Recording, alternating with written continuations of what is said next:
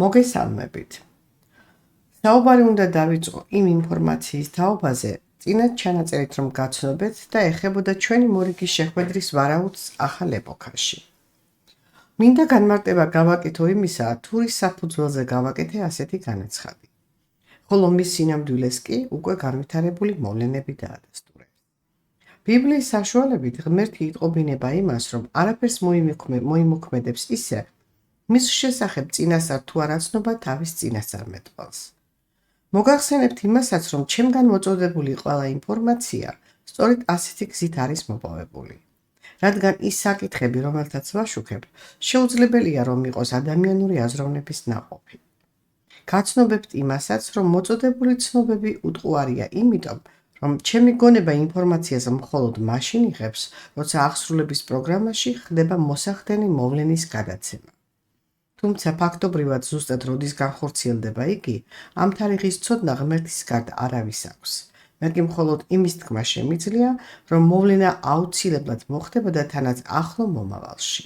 ხოლო ეს მომავალი რომ თანდათან აწმყოში გადადის, ამას კი ამტკიცებს იმ წინასწარმეტყველებათა ზუსტი თანამიმდევრობით აღსრულება, რომელთაც უკვე საკმაოწლებია რაც ვაცხადებ.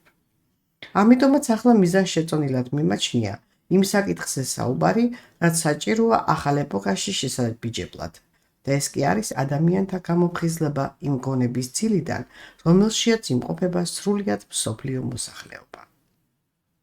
თანამედროვე პერიოდს სწორედ იმიტომაც ეწოდება ბოლო ჟამი, რომ კაცობრიობა იწყებს გამოფხიზლებას იმ ძილიდან, რომელშიაც იმყოფებოდა დასაბამიდან აქამდე. ამიტომ ყოფილი მდგომარეობისათვის ეს ბოლო ჟამია, მაგრამ დასაბამია სიფხიზლის ეპოქისათვის. რა არის გონების ძილი, რომელშიაც კაცობრიობა იმყოფება ჯერ კიდევ აქამდე და რა ნიშნები ახასიათებს მას? მინდა ამ საკითხზე ვისაუბრო ახლა, რადგან სწორედ საამისო დრო მოვიდა. რამე თუ ადამიანებს არ აქვთ შეცნობილი ის მდგომარეობა, რომელშიაც იმყოფება სრულიად მსოფლიო მოსახლეობა და რა თქმა უნდა, პიროვნულად მიძინების ინდივიდუალურ დონეზე ყოფნით. რაც ნიშნავს იმას, რომ გამოფხიზლებას ბევრი ვერ შესძლებს. რაც შეეხება გონების მიძინებას, ის ნიშნავს მისი ფუნქციონირების ნაწილობრივ დაბლოკვას, რის შედეგადაც აზროვნების მრწამსი გაუღმართების მიმართულებას იღებს და ტყუილებს სიმართლედ მიიჩნევს. უფრო სხვაგვარად რომ ავხსნა, გონების მიძინებას მოჯადოება ჰქვია, ანუ იმის თქმა სურს, რომ აქამდე არსებულ პერიოდში ადგილი ჰქონდა სატანის მიერ დაგებული მახის არსებობას, რაშიაც ებმებოდა განურჩევლად ყველა და მოჯადოებული ხდებოდა. ამიტომ გონების ფუნქციონირება ებლოკებოდა ნაწილ-ნაწილ და როცა სრულ დაბლოკვამდე მიაღწევდა პროცესი, სიკვდილის მდგომარეობის დადგომას ჰქონდა ადგილი. აი ამის გამო არის ადამიანი მოკვდავი არსება და ამას გულისხმობს ბიბლიის ის ცნობა, როცა ამბობს: ღმერთს სიკვდილი არ შეუქმნია და არც არავის დაღუპვით ხარობსო. ადამიანის ცხოვრების განმგების, ანუ ბედისწერის შექმნის თაობაზე უკვე ვისაუბრეთ წინა აუდიო ჩანაწერებში. სადაც მოგახსენეთ იმის შესახებ, რომ თითოეული პიროვნება თავადვე არის თავისი ბედის მწერალი იმ კანონების განსჯის ფონზე, რომელიც განურჩევლად ყოველ ადამიანს გონებაში აქვს ჩაწერილი და სულთან ერთად ყველასვე ეძლევა ერთი და იგივე. მხოლოდ მათი დაცვის შემძლეობის უნარი აქვს მემკვიდრეობით მიღებული ინდივიდუალურად ყოველ პიროვნებას, რასაც ეწოდება ინდივიდუალური გენეტიკური კოდი. ამიტომ ბედისწერის განსჯის მექანიზმიც მის ფარგლებს ემორჩილება და იმაზე მეტი არავის მოეკითხება, რისი შემძლეობის უნარიც არ აქვს მიცემული გენეტიკურად. ახლა კი თანამედროვე პერიოდზე უნდა ვისაუბრო, რომელიც, როგორც ხედავთ, მართლაც და დიდი სიურპრიზებით გამოირჩევა და ვიტყოდი იმას, რომ ჯერ კიდევ სადავართ. წინ იმდენი გასაოცარი და გაუთვალისწინებელი რამელის მსოფლიოს. რაც ყოველივე იმიტომ ხდება, რომ ხელუხლებელია და ცნობიერებისათვის მიუწვდომელი ის ცოდნა, რომელიც ჭეშმარიტია და რომლის ცოდნის ვალდებულებიც იყვნენ ადამიანები, რადგან შემოქმედისაგან იყო იგი გაცემული. არასწორი ცოდნით წარმართული ქმედებები კი საბოლოოდ იმ შედეგებს იმკიან, რაც რომ სახეზია კიდეც. ამიტომ ნურავინ იფიქრებს იმას, რომ იოლად გაუძლებს და ადვილად გადალახავს იმას, რაც მოდის და მყვესადაც არ მოაღწევს კიდეც ადგილამდე. ჩემთვის ცნობილია ის ფაქტი, რომ ადამიანებს აღიზიანებთ იმის მოსმენა, რომ სიძნელეები შეექმნებათ და ურჩევნიათ ის ისმინა, რომ ყველაფერი იდეალურად იქნება. სამწუხაროდ მათ ავიწყდებათ ის, რომ არხეინად ყოფნის დროს მოულოდნელად თავსდატეხილი უბედურება გაცილებით მეტი ზიანის მომტანია, ვიდრე იმ შემთხვევაში, თუ კი მზად დახვედრას ექნება ადგილი, სადანადო ცოდნის გამოყენების ფონზე. ჩემს მიერ გამოქვეყნებული ინფორმაციაც სწორედ მაგ მიზანს ემსახურება, რომ სიმართლე ვაცნობო და თავის დასაცავად საჭირო ცოდნად მივაწოდო მისი მიღების მსურველთ. როგორც მოგახსენეთ კიდეც, კაცობრიობა მოჯადოებულია და მოქცეულია სიცრუის ტყვეობის ქვეშ. ამიტომაც აზროვნება გაუკუღმართებულია და ცხადია ადამიანური გრძნობებიც. მე კი შეგახსენებთ იმას, რომ ადამიანი ენერგიის მწარმოებელია და სწორედ გრძნობებია ის მთავარი საფუძველი, რითაც განისაზღვრება მწარმოებული ენერგიის ხარისხი და რაოდენობა. ხოლო როცა გრძნობები გადაგვარებულია, მაშინ ცხადია ისეთი ორგანიზმის მიერ გამომშვებული ენერგიაც ვერ დააკმაყოფილებს იმ მოთხოვნებს, რაც საჭიროა. ეს სამყარო კი კანონზომიერულია. ამიტომაც მის შემადგენელ ყოველ ელემენტს სათავისო როლი აქვს მინიჭებული სამყარული მთლიანობის შენარჩუნების საქმეში. ვინაიდან და რადგანაც შემქმნელი ამბობს ადამიანთა მოდგმაზე იმას, რომ ნაბოძები აქვს დედამიწურ გარემოზე ხელმწიფების უნარი, ხოლო დედამიწაზე კი იმას იუწყება, რომ სამყარო მის საფუძველზე დაამყარა, განა ეს ყოველივე არ ნიშნავს იმას, რომ ადამიანი მართლაც მნიშვნელოვან არსებად ყოფილა შექმნილი. მაგრამ სამწუხაროდ მას თავისი მისიური დანიშნულების შესახებ ცოდნა არ აქვს და ეს იმიტომ, რომ სატანის მიერ გაცემულ ცოდნაზეა დაფუძნებული ადამიანური ცოდნა და არა ღმერთის მიერ გაცემულზე. ღმერთისაგან გაცემული ცოდნა ერთიანია და განუყოფელი, მაგრამ ადამიანური ცოდნა როგორია? გაყოფილი რელიგიად და მეცნიერებად, ხოლო ადამიანები კი სასულიერო და საერო პირებად. თითქოს თითოეული მათგანის ბედისწერა სხვადასხვა განგებით განისჯებოდეს. განა რომელი მათგანი იარსებებს მარტო სულიერი ან მარტო სხეულის მიერი მოთხოვნილებების დაკმაყოფილებით მხოლოდ? ცხადია ვერც ერთი, რადგან ორივე მხარეს ყოფთ გააჩნიათ, როგორც სულიერი, ისევე სხეულის მიერი მოთხოვნილებები.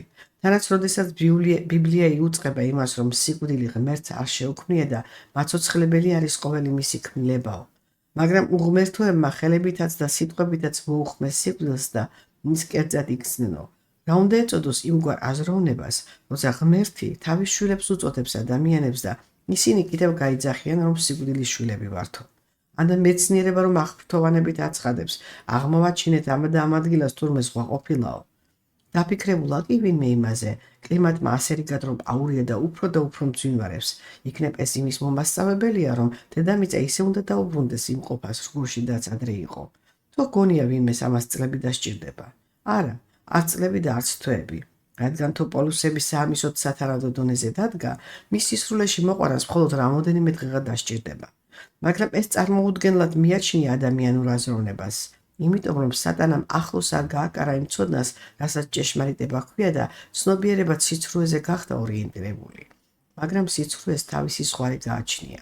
ის იქეთაც ის უკვე ვეღარ ვრცელდება და მისი მწუნებელიც უცბად აღმოჩნდება სიმართლის ფაქტებთან შეჯახების მომენტში. რაც ძალიან ძიმე გადასატანი რამ არის.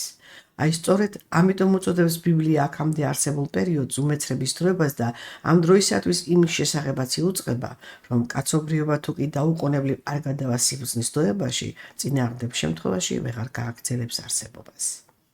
მოგახსენებთ იმასაც, რომ ძალზედ მძიმე სიტუაციის დადგომას ექნება ძალიან მალე ადგილი და ეს ეხება სრულიად მსოფლიოს და არა ერთეულ ქვეყნებს ან პიროვნებებს. ამიტომაც დაუშვა ღმერთმა ის, რომ ქრისტე სული კვლავ მოევლინებია ადამიანში, იმიტომ რომ ის დაფარული ჭეშმარიტება გაცხადებულიყო, რომელიც უცოდინარობის მიზეზიდაც ადამიანებმა თითქმის წყობიდან გამოიყვანეს დედამიწური გარემოს ის სტანდარტული მდგომარეობა, რომელიც დარეგულირებულია საიმისოდ, რომ მათმა მოდგმამ არსებობა შესძლოს. ვინაიდან და რადგანაც უფალმა ამ ცოდნის მოპოვებისა და გაცხადების მისიის უფლებით აღმჭურვა, ამიტომ საქვეყნოდ ვაცხადებ კიდეც მას, მაგრამ რადგან მისი მიღების მსურველი ძალზედ მცირეა, ამიტომაც ხდება ის, რაც საჭიროა და ის კი შემდეგია. მიმდინარეობს სამყაროს მიერ ღონისძიებების გატარება ადამიანთათვის გონების ძილიდან გამოსაფხიზლებლად. და როგორც გაუწყეთ კიდეც სწორედ ამიტომაც ეწოდება ამჟამინდელ დროს ბოლო ჟამი. რადგან იგი კაცობრიობის გონების ძილში ყოფნის დროის დასასრულს და გამოფხიზლების პერიოდს წარმოადგენს. რასაც სხვანაირად რომ ვთქვა, ჯადოს ახსნა ჰქვია. რაზედაც მოგახსენებთ იმას, რომ გონების ძილიდან გამოფხიზლება, ანუ ჯადოს ახსნა სხვას არავის შეუძლია გარდა საკუთარი თავისა. საამისოდ კი ორი გზა არსებობს. საკუთარი სურვილით ჭეშმარიტი ცოდნის შეცნობა და მის ფონზე მოძიება იმ ცოდვებისა, რაც ჩადენილია, რის შემდეგაც უნდა მოხდეს მათი კარგად გაანალიზება და მონანიება, რასაც ჰქვია გულწრფელი მონანიება, რადგან სხვანაირად არ იქნება მიღებული შენდობა მასზე. კვლავ ვიმეორებ. მონანიებაზე შენდობა მაშინ გაიცემა სულის გონების მსაჯულის მიერ, თუ კი ცოდვა იქნება შეცნობილი შემდეგნაირად. მიხვედრული უნდა იყოს ის, თუ რომელი კანონის დარღვევით მოხდა დანაშაულის ჩადენა. შემდეგ კი ჩადენილი სიმძიმის კარგად გაანალიზება და გადაწყვეტილების მიღება იმისა, რომ მსგავსი რამის ჩადენას აღარასოდეს ექნება ადგილი. მეორე დღესვე მონანიებას შემოწმდება ღმერთის საზომის მიერ, იმით, რომ რომელი კანონის დარღვევით ჩადენილი ცოდვის მონანიებაც მოხდა, იმ კანონის შესატყვისის შემთხვევა მიეცემა მომნანიებას, თუმცა სხვაგვარი ფორმით წარმოდგენილი, ვიდრე ის იყო, რასაც ინანიებდა. თუ კი მონანიება მართლაც გულწრფელი იყო, მაშინ შესაძლებელი გახდება გამოცდის ჩაბარება და კანონის დარღვევასაც აღარ ექნება ადგილი. შესაბამისად კი გაიცემა შენდობის მადლი და ამ ცოდვის წილით დაბლოკილი გონების ნაწილიც გაიხსნება. აი ამრიგად ხდება ცოდვების მიტევება მიტევებით გონების ძილიდან გამოფხიზლება, ანუ იგივე ჯადოს ახსნა და არა იმით, რომ ღმერთო მაპატიე თუ რამე შევცოდეო. ღმერთმა ეს ისედაც იცის, ვინ რა შესწოდა, მაგრამ პატიება რომ მოხდეს, ამას თავად უნდა მიხვდეს ცოდვის ჩამდენი, თუ რა შესწოდა და გამოასწოროს. თორემ როგორ შეიძლება ადამიანის პატიება მაშინ, თუ კი მან კარგად ვერ შეიგნო იმ დანაშაულის სიმძიმე, რაც ჩაიდინა. ეს იყო გამოფხიზლების ის შემთხვევა, როცა ადამიანი თავად ხვდება იმას, რომ ჭეშმარიტი ცოდნის ფლობაა საჭირო და სურვილი უჩნდება მის შესაძენად და ამასთანავე ახორციელებს კიდეც მას. მაგრამ როცა ამას აზროვნებით ვერ ხვდება, მაშინ ღმერთის მიერ გაიცემა დახმარება და ეს კი არის ამ კანონის აღსრულება. ვინც ხორციელად იტანჯა, შეწყვიტა ცოდვის ჩადენა. როგორც ხედავთ, ეს პროცესიც სახელზეა კიდეც და ადრეცრატებს შორის დაწინაურებული კი ის ერია, რომელიც იმენაზე მეტყველებს, რომელთაც მხილებული ჭეშმარიტება ცხადდება. რაც ცხადია, ასეც უნდა იყოს. ვინაიდან მათ უპირატესობა აქვთ იმით, რომ ქართულ ენაზე ცხადდება ჭეშმარიტება და სხვა ენებზე მეტყველ ხალხივით არ სჭირდებათ ჯერ ენის შესწავლა და მერე მისი გაცნობა. აქვე მინდა კომენტარი გავაკეთო იმის თაობაზე, დღეს ასე რიგად რომ არიან მომრავლებულნი, ჭუის დამრგებელი და იძლევიან რჩევებს იმის თაობაზე, თუ როგორ უნდა მოხდეს ბედნიერი მომავლის შექმნა და საამისოდ მოძღვრავენ ადამიანებს, რომ ცუდი ფიქრები კარგით შეცვალონ. ცხადია მისასალმებელია ის, რომ ბოლოს და ბოლოს საზოგადოებრივი ცნობიერება მივიდა იმის შეგნებამდე, რომ სიტყვებისა და ფიქრების ძალა ანგარიშ გასაწევია. მაგრამ რაც შეეხება იმას, რომ მხოლოდ სურვილი კმაროდეს ფიქრების ან ენის სამართავად, ეს კი შეუძლებელია. რადგან ისინი გულში მოჭარბებულის გამომხატველი არიან მხოლოდ. ხოლო გულმა კი იცის თავისი სულის სიმწერა და გულს რომ ვერ უბრძანებ, ეს კიდევ ყველამ იცის. ასე რომ სათანადო ცოდნაა საჭირო საიმისოდ, რომ ადამიანმა თავისი ფიქრები გახადოს პოზიტიური და ენა კი კეთილმეტყველი. რადგან ამის შემძლეობას მხოლოდ რწმენის ჭეშმარიტების მაჩვენებელი განსაზღვრავს, ხოლო მის ცვლილებას კი გულწრფელი მონანიების გარდა ვერაფერი გამოიწვევს.